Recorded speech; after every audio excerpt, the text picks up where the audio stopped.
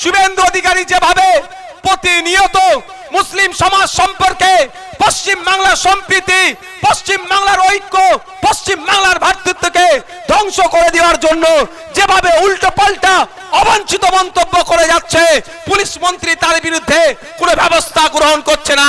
এতক্ষণ উচিত ছিল শুভেন্দু অধিকারীকে ধরে জেলের মধ্যে রাখা, দরকার ছিল দিলীপ ঘোষকে ধরে জেলের মধ্যে রাখা। তার পরিবর্তে আমাদের অঞ্চল নেতৃত্বদের নামে মিথ্যা মামলা দিয়ে তাদেরকে জেলে ভরার চেষ্টা হচ্ছে। কারণ কি? তার পরিবর্তে যারা ওয়াকফ সম্পত্তি বাঁচানোর জন্য মাদ্রাসা, মসজিদ, ঈদগাহ, কবরস্থান তথা ওয়াকফ সম্পত্তি বাঁচানোর জন্য লড়াই করছে, তাদেরকে মিথ্যা মামলা দিয়ে জেলের মধ্যে রাখছে এই মমতা ব্যানার্জি বিজেপিকে খুশি করার জন্য। ভুল বলছি নাকি আমরা? ভুল মনে হচ্ছে? দিলীপ ঘোষকে জেলে ভরলে বিজেপি রাগ করবে, আরএসএস রাগ করবে, আর আমাদেরকে জেলে বললে আরএসএস বলবে না, ওদেরকে তোরা জব্দ করছিস, ভালো কাজ করছিস। সিচুয়েশন তৈরি করেছিল বিজেমূল মিলে।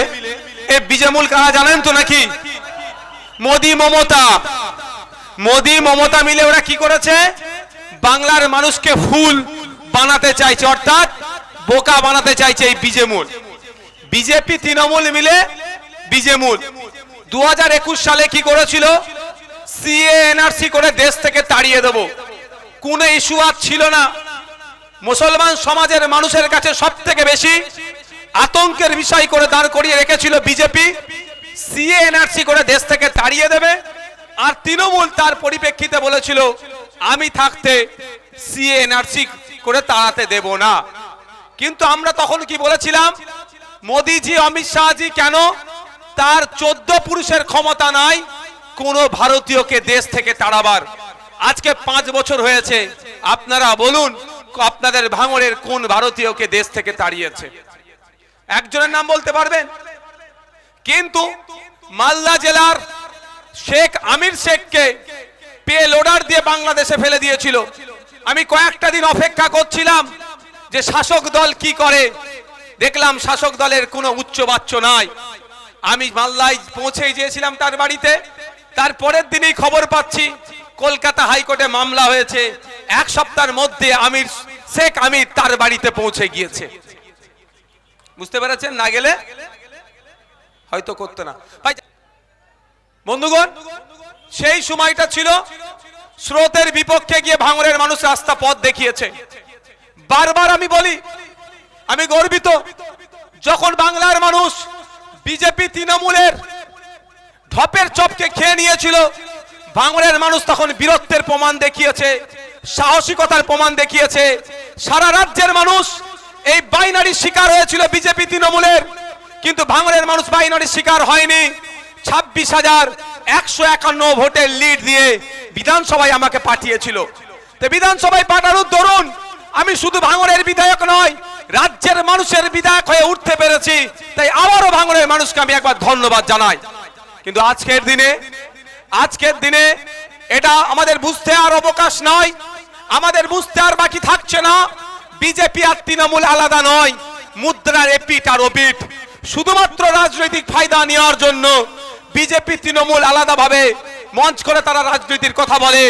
এন্ড অফ দ্য ডে, দিনের শেষে তারা এক জায়গায় বসে ভাগ বাটরা করে।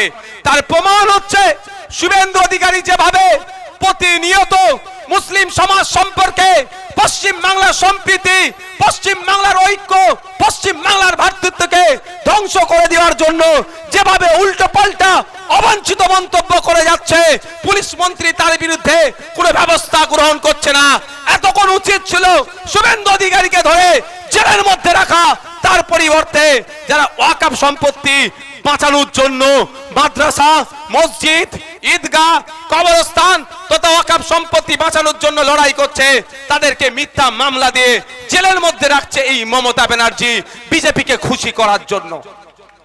ভুল বলছি নাকি আমরা? ভুল মনে হচ্ছে? দরকার ছিল দিলীপ ঘোষকে ধরে জেলের মধ্যে রাখা। তার পরিবর্তে আমাদের অঞ্চল নেতৃত্বদের নামে মিথ্যা মামলা দিয়ে তাদেরকে জেলে ভরার চেষ্টা হচ্ছে। কারণ কি? দিলীপ ঘোষকে জেলে ভরলে বিজেপি রাগ করবে, আরএসএস রাগ করবে, আর আমাদেরকে জেলে বললে আরএসএস বলবে না, ওদেরকে তোরা জব্দ করছিস, ভালো কাজ করছিস বলবে। বুঝে আসছে আপনাদের? কিন্তু আজকের দিনটা 2021 নয়। আচ্ছা, আজকের দিনে কি কারো এটা বুঝতে অসুবিধা আছে বিজেপি আর তৃণমূল আলাদা নয়? কারা বুঝতে পেরেছেন হাত তুলে দিন, দুটো এক। দূরে যারা আছেন তারা বুঝতে পারছেন না বিজেপি আর তৃণমূল যে আলাদা নয়? তাহলে এটা আমাদের সকলকে বুঝতে অসুবিধা হচ্ছে না তো, যে বিজেপি আর তৃণমূল আলাদা নয়? ভাঙড়েও বিজেপি প্রার্থী দিয়েছে, ভাঙড়েও তৃণমূল প্রার্থী দিয়েছে, কাউন্সিলের দুটো টিম করেছে, দুদিক থেকে খেলে ফাইনালে তোলার জন্য। তা আমাদের কাজ কি হবে? আগে ওই কাউন্সিলের দুটো টিমকেই হারাতে হবে। রাজি আছেন তো নাকি? বিজেপিকে হারাবো যেমন সাথে সাথে তৃণমূলকেও হারাতে হবে। আর না হলে কাউন্সিলের একটা টিমকে হারাবেন বিজেপি, অপর টিমটা কিন্তু সেই রেফারিকে ম্যানেজ করে জেতার চেষ্টা করবে। আর আমরা যদি দুটো টিমকে হারিয়ে দিই তাহলে কাউন্সিলর টুর্নামেন্টই থাকছে না। তাই 29শে এপ্রিল আসছে দিন, খাম চিহ্নে ভোট দিন। 29শে এপ্রিল আসছে দিন, খাম চিহ্নে ভোট দিন। এটা বাজার তো, এই বাজারের মানুষের কাছে আমি একটু জানতে চাই, বিগত 5 বছরের আমি বিধায়ক হিসাবে বা আইএসএফ এর পার্টি হিসাবে আমাদের পার্টির পক্ষ থেকে কেউ এসে 1 টাকা তোলাবাজি করেছে? বলতে পারবেন কেউ? এই যে তরমুজ বিক্রি করছেন, সার বিক্রি করছেন, ফুল বিক্রি করছেন, চা বিক্রি করছেন, মিষ্টির দোকানদার, আরো যারা সবজি বিক্রেতা থেকে শুরু করে, বলতে পারবে কেউ তোলাবাজি করেছি আমরা? এইটা যদি কেউ বলতে পারবে না যে 1 টাকার আমরা তোলাবাজি করেছি। বরঞ্চ আমরা আমাদের গাঁটের টাকা দিয়ে এলাকার মানুষ সুবিধা অসুবিধা হয়েছে, কারো পড়াশোনার দরকার, আর্থিক সহযোগিতা আমরা আমাদের গাঁটের টাকা দিয়ে করেছি। সেই লিস্ট আমাদের কাছে আছে, কিন্তু আমরা কাউকে দান করে তার নামটা স্টেজে উঠে বলবো, ওই আমরা বলতে পারি না, কিন্তু প্রমাণপত্র আমাদের কাছে আছে। আমি আপনাদের বলবো, দোকানদার ভাইদেরকে বলবো, সবজিওয়ালাদেরকে বলবো, যদি আপনারা চান যে এই তোলাবাজিটা টোটালি বন্ধ হোক, একটা সুযোগ আপনাদের কাছে আসছে, কারণ এই সুযোগটা হচ্ছে একটা বড় পরীক্ষা আপনাদের কাছে। পশ্চিম বাংলাতে গুটি কয়েক মুসলমান নামধারী শয়তান আছে, বদমাইশ আছে, যারা হিংসা ছড়ানোর জন্য 3.5 কোটি মুসলমানের বদনাম হয়। গুটি কয়েকের মধ্যে সৃষ্টিকর্তা একজনের মাথায় সুবুদ্ধি দান করেছে, সঠিক পথে ফিরে এসেছে। আর গুটি কয়েক আছে, তার মধ্যে তৃণমূল ভাঙড়ে দান করিয়েছে। আমরা যদি রাজনৈতিক ভাবে ওকে হারাতে পারি, চিরজীবনের মতো রাজনৈতিক ভাবেও কিন্তু ফিনিশ হয়ে যাবে। তাহলে এই ধরনের এলিমেন্ট গুলোকে সুযোগ দেওয়া দরকার, পরিবর্তনের সুযোগ না, সুযোগ পেয়েও যদি পরিবর্তন না হয়, ভোটের মাধ্যমে এদেরকে পরাস্ত করতে হবে। তাই ভাঙড়ের মানুষের কাছে একটা গোল্ডেন চান্স এসেছে, একটা বড় সুযোগ এসেছে, যাদেরকে দেখিয়ে বিজেপি প্রতিনিয়ত, আরএসএস প্রতিনিয়ত, হিন্দুত্ববাদী যে সমস্ত সংগঠন আছে প্রতিনিয়ত মুসলমানদেরকে বাজে মন্তব্য করে। এই সুযোগ এসেছে ভাঙড়ের মানুষকে প্রমাণ করে দেওয়ার। আমরা এই বোমবাদে নটোরিয়াস ক্রিমিনালকে মুসলিম সমাজের মানুষ, দলিত সমাজের মানুষ, আদিবাসী সমাজের মানুষ তথা ভাঙড়ের মানুষ প্রশ্রয় দেব না। ভাঙড় বোমগুলি মুক্ত ভাঙড় হবে, তার উদাহরণ হবে আগামী 29শে এপ্রিল এই তৃণমূল কংগ্রেসের বিরুদ্ধে ভোট দিয়ে, আর তথা খাম চিহ্নের পক্ষে ভোট দিয়ে 4 মে যেদিন রেজাল্ট আউট হবে, ভাঙড়ের মানুষ নতুন করে দৃষ্টান্ত তৈরি করবে। কোন নটোরিয়াস ক্রিমিনালের পাশে ভাঙড়ের মানুষ দাঁড়াবে না, ভাঙড়ের মানুষ খাম চিহ্নের পাশে দাঁড়াবে, যে সঠিক একটা সমাজ ব্যবস্থা উপহার দেওয়ার জন্য।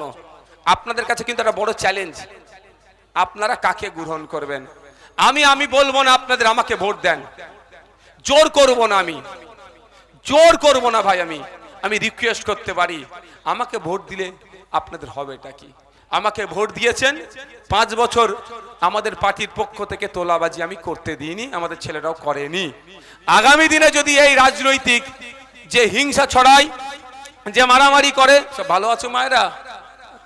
ওয়ালাইকুম আসসালাম। যারা হিংসা ছড়ায়, মারামারি করে, এদের বিরুদ্ধে ভোট দেন, চিরতরের জন্য আপনাদের আমি কথা দিচ্ছি, তখন এই ব্যাড এলিমেন্ট গুলো হারবে, চিরতরের জন্য ভাঙড়ে এই বোমগুলি, পিস্তলের রাজনীতি বন্ধ হয়ে যাবে, আমি আপনাদের কথা দিয়ে যাচ্ছি। তার জন্য এটা আমাদের কাছে, ভাঙড়বাসীর কাছে ভাঙড়বাসীর কাছে একটা বড় সুযোগ আছে। তাই ভাঙড়বাসীকে বলবো ঐক্যবদ্ধ হন, দলবদ্ধ হন। কারণ আপনাদের বলি, আমাকে ভোট দিতে হবে কেন, আমাকে আপনাদের ভোট দিতে হবে কেন এটুকু বলে দিচ্ছি। আপনাদের ভোট আমাকেই আপনাদেরকে দিতে হবে। কারণ আপনারা, আমি দুটো তিনটা উদাহরণ দেব। আজকে বলুন, পশ্চিম বাংলার বিভিন্ন প্রান্তে ঘটে চলা অন্যায় অনাচারের বিরুদ্ধে পশ্চিম বাংলার বিধানসভাতে দলিতদের উপরে আক্রমণ, আদিবাসীর উপরে আক্রমণ, মুসলমানদের উপরে যে আক্রমণ চলছে, দলিত থেকে 68টার অধিক বিধায়ক আছে, আদিবাসী সমাজ থেকে 16-র অধিক বিধায়ক আছে, মুসলিম সমাজ থেকে প্রায় 43-এর অধিক বিধায়ক আছে, কিন্তু এরা একবারের জন্য কথা বলে না। দলিতের উপরে অত্যাচার হলেই সেই খামচিহ্ন থেকে জিতেছে, ভাঙড়ের বিধায়ককে কথা বলতে হচ্ছে। আদিবাসীর উপরে অত্যাচার হলে সেই ভাঙড়ের বিধায়ককেই মুখ খুলতে হচ্ছে। মুসলমানের উপর অত্যাচার হলেও সেই ভাঙড়ের বিধায়কই মুখ খুলছে। তাই এই ভাঙড়ের বিধায়ক কেন মুখ খুলছে? ভাঙড়ের বিধায়ককে হারাতে হবে। নওশাদকে হারানো এদের টার্গেট নয়, অত্যাচারী বঞ্চিত মানুষের কণ্ঠকে হারানো এদের মূল লক্ষ্য। তাই আপনারা যদি চান আগামী দিনে এই অন্যায় অনাচারের যদি বন্ধ করতে হবে চিরতরের জন্য, তাহলে শুধু ভাঙড়ে নয়, সারা রাজ্যের মানুষকে বিএসএফ এবং বামপন্থীদের পাশে দাঁড়াতে হবে। আমাদেরকে ব্যাপক ভোটে জয়যুক্ত করে শাসন কার্যের ভার হাতে তুলে দিতে হবে। সাথে সাথে যদি চান যে অন্যায় অনাচার হচ্ছে, এটাকে বন্ধ করতে হবে এবং আমাদের ডেভেলপ করতে হবে, তাহলে খামচিহ্ন যেখানে যেখানে প্রার্থী দিচ্ছে, আপনারা আপনাদের মূল্যবান ভোট সে জায়গায় দেবেন।